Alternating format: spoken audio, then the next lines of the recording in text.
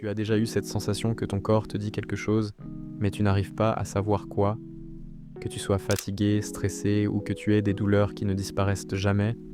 Il se pourrait que ce ne soit pas juste une simple fatigue ou un mauvais coup de stress, mais quelque chose de plus profond.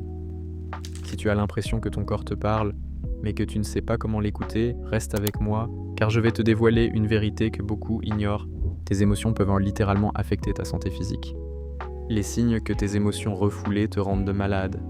Premièrement, tu ressens des douleurs sans raison apparente.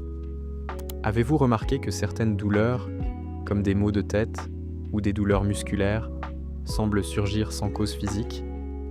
Eh bien, cela peut être lié au stress et aux émotions non exprimées. 2. Tu tombes malade plus souvent. Tu as l'impression de ne jamais te sentir bien. Des études montrent que le stress chronique peut affaiblir ton système immunitaire, te rendant plus vulnérable aux infections. Mais ce n'est pas une fatalité. 3. Fatigue persistante. Tu dors bien la nuit, mais tu te réveilles toujours épuisé. C'est un signe clair que ton esprit et ton corps sont surchargés par des émotions non résolues. Mais imagine un instant si tu pouvais libérer ces émotions et retrouver ton énergie. 4. Tu as du mal à dormir. Tu te retournes dans ton lit, ton esprit rempli d'inquiétude. L'anxiété, la tristesse ou même la colère peuvent perturber tes cycles de sommeil. Mais il existe des moyens simples de reprendre le contrôle de tes nuits. 5. Des changements d'appétit. Ton appétit a changé sans raison. Cela peut être une réponse à des émotions refoulées, mais tu peux inverser cela en apprenant à comprendre ce que ton corps essaie de te dire. 6. Des problèmes de peau. Si tu souffres d'acné, d'eczéma ou d'autres problèmes de peau, il se pourrait que tes émotions cachées y soient pour quelque chose. Ton corps t'envoie des signaux, mais tu peux changer la donne. 7. Difficulté à te concentrer. Tu oublies des choses facilement. Les émotions refoulées peuvent nuire à ta mémoire et à ta concentration. Mais en apprenant à gérer ces émotions, tu peux retrouver ta clarté mentale. Pourquoi réprimer tes émotions te rend malade? Quand tu refoules tes émotions, ton corps subit une pression énorme. Imagine une casserole sur le feu avec un couvercle bien serré. Si tu continues à laisser cette pression monter, elle finit par déborder.